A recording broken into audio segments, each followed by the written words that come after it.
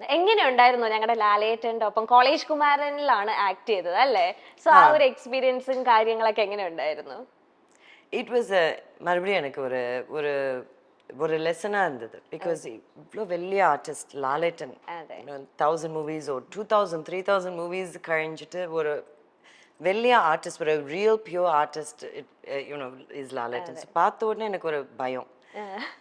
ஒரு பேடி ஐயோ perform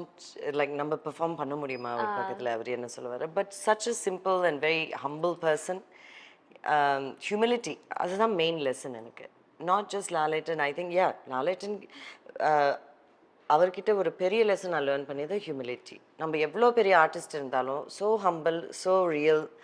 so அந்த எக்ஸ்பீரியன்ஸ் வாஸ் ஃபன் எனக்கு வாஸ் அ ஃபன் எக்ஸ்பீரியன்ஸ் முதல்ல நான் போயிடுச்சு லைக் ஐ செட் ரொம்ப பயப்பட்டேன் பட் அதுக்கப்புறம் அவரோட ஒர்க் பண்ணும்போது அந்த செட்டில் நிறைய விஷயம் கற்றுண்டேன் நான்